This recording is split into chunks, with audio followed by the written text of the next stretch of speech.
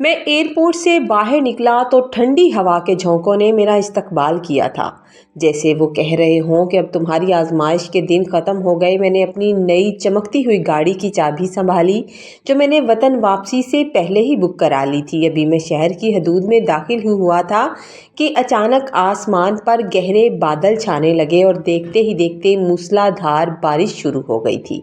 सड़कों पर पानी जमा होने लगा और हदे निगाह गुम हो गई। मैं गाड़ी की रफ्तार धीमी करके घर पहुंचने की जल्दी में था कि अचानक सड़क के एक मोड़ पर एक मंजर ने मुझे चौंका दिया था। एक 12-13 साल छोटी सी बच्ची, जिसके हाथ में कुछ रुमाल थे, सड़क के किनारे खड़ी बुरी तरह रो रही थी। उसके सामने 2 मोटरसाइकिल सवार लड़के खड़े थे, जिनमें से एक ने उसके मुंह पर जोरदार थप्पड़ मारा था और उसके हाथ से सारे पैसे और कुछ रुमाल छीनकर बारिश के अंधेरे में गायब हो गए थे। वो बच्ची सड़क पर गिर पड़ी, उसकी चीखें बारिश के शोर में दब गई थी। मेरा दिल तड़प उठा। दुबई की सख्तियों ने मुझे मेहनती ज़रूर बना दिया था, लेकिन मेरा दिल भी अभी भी एक नरम दिल बाप का था, जिसकी अपनी एक बेटी सारा घर पर मेरा इंतज़ार कर रही थी। मुझे घर पहुंचने की भी जल्दी थी, मगर मैंने गाड़ी फ़ौरन रोकी और बारिश की परवाह किए बगैर बाहर निकलकर उस बच्ची के पास जा पहुंचा था। वो ठंड से थर थर कांप रही थी और उसके कपड़े कीचड़ में लथपथ हो गए थे। मैंने उसे सहारा देकर उठाया था और अपनी गाड़ी की पिछली सीट पर लाकर बिठा लिया। मैंने गाड़ी का हीटर ऑन किया और उसे एक तौलिया दिया ताकि वो खुद को खुश्क कर सके। उसने रोते हुए अपना नाम किरण बताया। उसकी बातें सुनकर मेरा कलेजा मुंह को आ गया। वो बता रही थी कि उसके वालिद का इंतकाल हो चुका है। उसकी माँ घरों में सिलाई कढ़ाई का काम करके बामुश्किल गुजारा करती है। आज उसकी माँ की तबीयत बहुत ख़राब थी और घर में खाने को कुछ नहीं था, इसलिए वो ये रुमाल बेचने घर से निकली थी ताकि दूध और दवाई ख़रीदी जा सके। लेकिन उन जालिमों ने उससे वो चंद 100 रुपये भी छीन लिए। किरण की मासूमियत और उसकी बात करने के ढंग ने मुझे इतना मुतासर किया कि मुझे लगा जैसे मैं अपनी ही बेटी की मदद कर रहा हूँ। वो बार बार अपनी एक पुरानी सी गुड़िया को सीने से लगा रही थी, जिसे वो रानी कहती थी। मैंने फ़ैसला किया कि मैं इसे यूं सड़क पर छोड़कर नहीं जा सकता। मैं इसे यूं सड़क पर नहीं छोड़ूंगा, बल्कि उसे कुछ पैसे भी दूंगा और उसे उसके घर तक छोड़कर भी आऊँगा, ताकि उसकी बीमार माँ को कुछ सहारा मिल सके। बारिश बहुत हो रही थी। आहिस्ता आहिस्ता बारिश मज़ीद तेज़ होती गई और किरण मुझे रास्ते में बताती जा रही थी कि हम शहर के रोशन इलाकों से निकलकर एक ऐसी बस्ती की तरफ बढ़ रहे थे जहां गुर्बत और अंधेरे का राज था। सड़कें टूटी फूटी थी और गलियों में सीवरेज का पानी जगह जगह खड़ा हुआ था। मुझे थोड़ी हैरत हुई कि इतनी दूर दराज और वीरान जगह पर कोई कैसे रह सकता है। लेकिन फिर मैंने सोचा कि गुर्बत इंसान को कहीं भी रहने पर मजबूर कर देती है। फिर मैंने सोचा कि ये छोटी सी बच्ची इतनी दूर से वहाँ तक कैसे पहुँच आई होगी। लेकिन फिर दिल ने अजीब से बात का जवाब दिया। किरण एक तंग गली के पास इशारा करते हुए बोली, अंकल बस वो सामने जहाँ वो पुराना पीपल का दरख्त है ना, वहीं से अंदर मुड़ना है। गली इतनी तंग थी कि मेरी गाड़ी मुश्किल से वहां से गुजरी थी। गली के आखिर में एक बोसीदा लकड़ी का दरवाज़ा था, जिस पर हल्की सी रोशनी पड़ रही थी। किरण ने कहा, हाँ अंकल, यही मेरा घर है। मैंने गाड़ी रोकी और उसे कुछ पैसे दे दिए।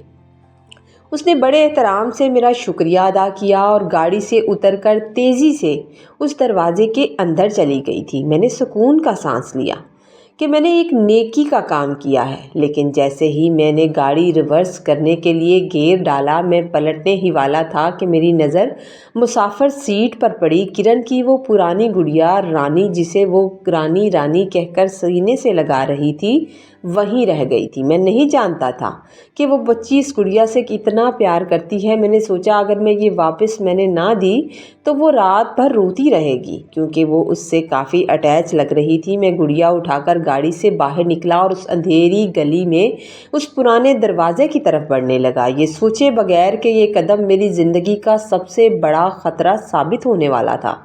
दरवाज़ा बंद होने की वो भारी आवाज़ मेरे कानों में किसी फैसले की तरह गूंजी थी। صحن میں پھیلی گھٹن اور اس پرانے مکان کی عجیب سی بو نے میرے اعصاب پر بوجھ ڈالنا شروع کر دیا۔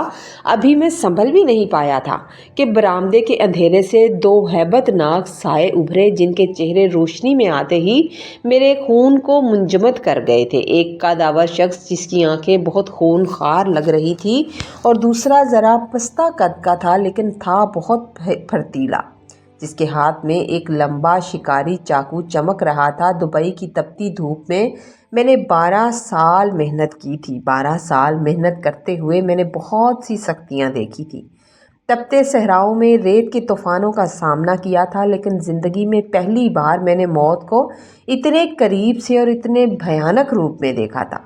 بڑے ہمدرد بن رہے تھے نا دبئی پلٹ سیٹھ صاحب، شکور نے، جس کے ہاتھ میں چاقو تھا، غراتے ہوئے کہا تھا۔ اس کے لہجے میں ایسی درندگی تھی کہ مجھے فوراً سے احساس ہو گیا تھا کہ یہ کوئی اتفاقی واردات نہیں تھی، بلکہ ایک نہایت منظم اور سنگ دلانہ جال تھا جس میں مجھے اس معصوم بچی کے ذریعے پھنسایا گیا تھا۔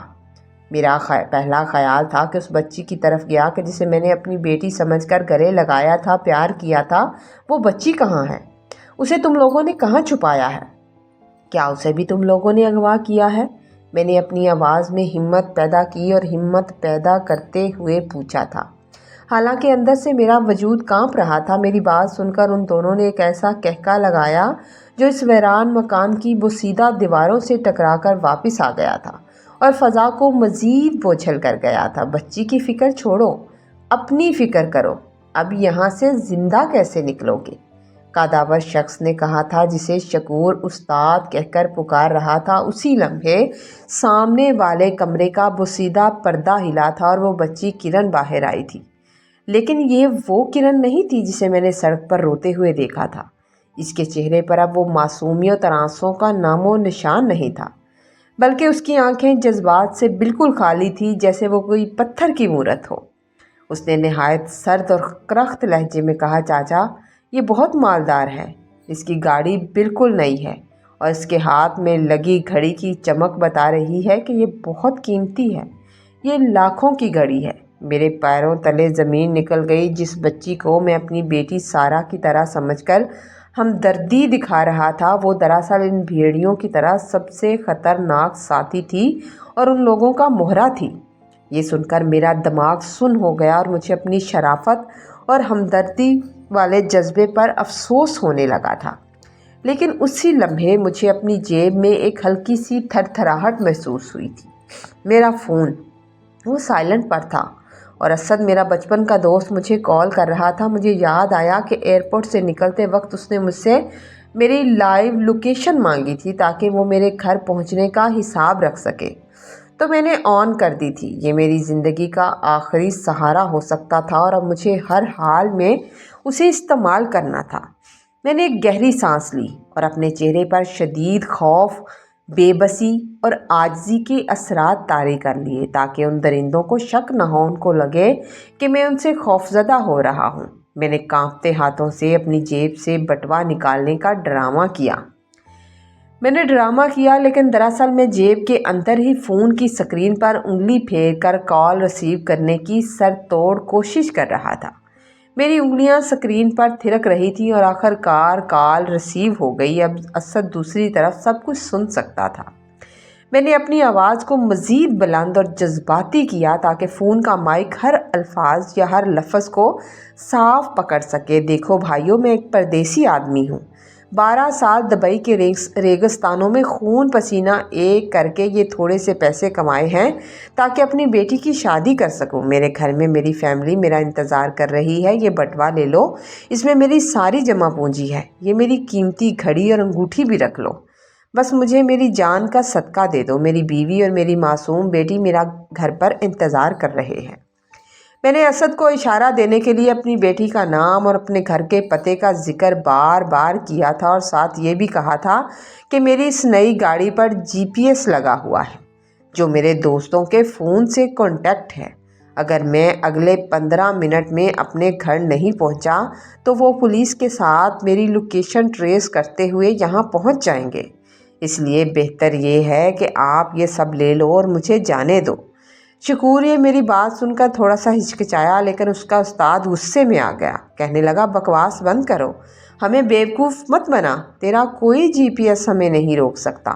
उसने मेरा फ़ोन छीनने के लिए हाथ बढ़ाया। मैंने फ़ौरन फ़ोन उसकी तरफ उछाल दिया था, लेकिन इससे पहले मैंने स्क्रीन पर मौजूद स्पीकर ऑन कर दिया था। अब कमरे में एक अजीब सी खामोशी छा गई थी और बाहर दूर कहीं सायरन की धीमी सी आवाज़ गूंज रही थी। पुलिस के भारी बूटों की आवाज़ें और सायरन की गूंज इस बोसीदा मकान के हर कोने में फैल गई थी।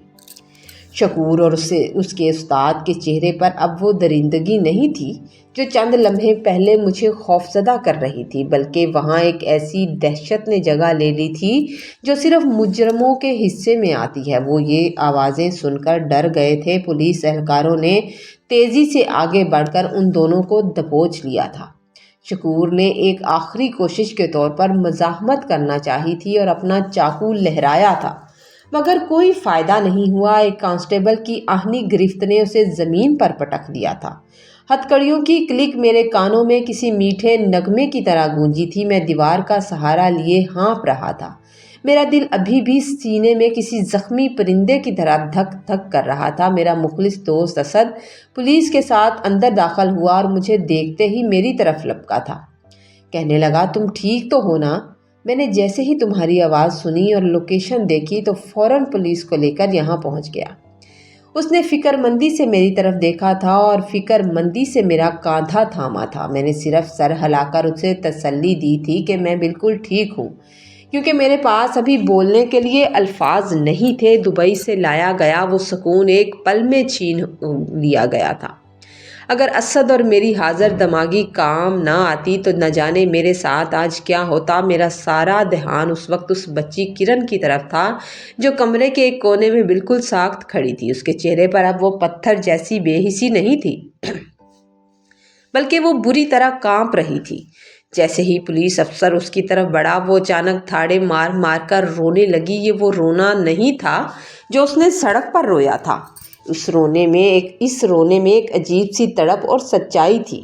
अंकल, मुझे माफ़ कर दे, ये लोग मुझे मार डालते। अगर मैं आपको यहाँ नहीं लाती तो ये लोग मेरी जान ले लेते। वो मेरे कदमों में बैठकर हिचकियाँ लेने लगी।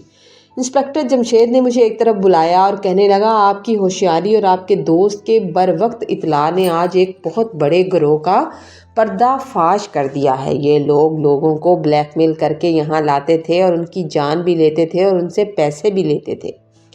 ये लोग सिर्फ आपको लूटने नहीं आए थे, इनका रिकॉर्ड बहुत पुराना और खौफनाक है। तफ्तीश के दौरान जो हकायक सामने आए उन्होंने मेरे रोंगटे खड़े कर दिए।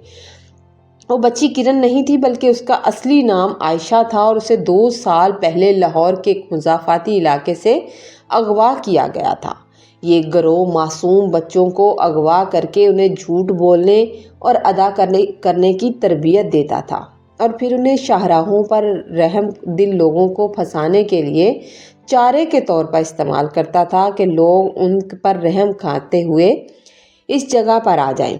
अगली सुबह जब आयशा के असल माँ बाप थाने पहुँचे तो वो मंज़र ऐसा था कि वहाँ मौजूद हर आंख अश्कबार थी। आयशा ने जब अपनी माँ को देखा तो वो किसी हिरने की बच्ची की तरह दौड़कर उनके सीने से लग गई थी। 2 साल की जुदाई, तशद्दुद और खौफ के सारे बादल उसी एक गले लगने से छटने लगे थे। उसके वालिद नदीम साहब मेरे पास आए और उन्होंने मेरा हाथ पकड़ लिया और मेरा हाथ पकड़कर देर तक रोते रहे। कहने लगे, भाई, आपने न सिर्फ हमें बेटी दी है बल्कि हमारी ज़िंदगी वापस दे दी है। हम तो हर रोज़ इसकी मौत की दुआ मांगते थे ताकि वो इन जालिमों के हाथ से छूट जाए, लेकिन अल्लाह ने आपको फरिश्ता बनाकर भेजा है। वो मुझे दुआएं देने लगे और फिर उन्होंने भराई हुई आवाज़ में कहा था और मैंने उन्हें गले लगा लिया और सोचा कि शायद मेरी दुबई की सारी कमाई एक तरफ और इस बाप की आंखों में इत्मीनान की ये झलक एक तरफ थी। मैं जो दुबई से सिर्फ पैसा कमाने और ऐशो आराम की ज़िंदगी गुजारने का ख्वाब लेकर आया था, अब एक बदला हुआ इंसान था। मैंने फैसला किया कि मैं अपनी ज़िंदगी का एक हिस्सा इन गुमशुदा बच्चों की बहाली के लिए वक्फ करूँगा। आयशा अब अपने घर में महफूज थी, लेकिन मेरे जहन में भी आज भी उस रात की उस लकड़ी के दरवाजे के बंद होने की आवाज़ गूंजती है जो मेरे अंदर कदम रखते ही दरवाज़ा बंद हो गया था। वो आवाज़ अब मुझे खौफज़दा नहीं करती बल्कि मुझे याद दिलाती है कि हमदर्दी और नेकी कभी ज़ाया नहीं जाती। मैंने सीख लिया है कि हमदर्दी का रास्ता मुश्किल ज़रूर होता है लेकिन उसका इख्तिताम हमेशा खूबसूरत होता है। स्टोरी अगर आपको अच्छी लगे तो लाइक कीजिएगा, कमेंट कीजिएगा और ऐसे लोगों से हमें बच के रहना चाहिए। अक्सर सड़कों पर ज़्यादातर खड़े हुए लोग इस तरह के होते हैं। और स्टोरी अगर आपको पसंद आ रही है तो लाइक कमेंट लाजमी कीजिएगा। चैनल पर नए हैं तो प्लीज़ चैनल को सब्सक्राइब कीजिएगा ताकि हर आने वाली स्टोरी जो है वो आप तक पहुँचे। और स्टोरी पर अपनी राय का इजहार प्लीज़ ज़रूर किया करें। ये आप लोगों की तरफ से हमारे लिए एक छोटा सा तोहफ़ा होता है और अच्छा कमेंट तो बहुत ज़्यादा खुशी देता है।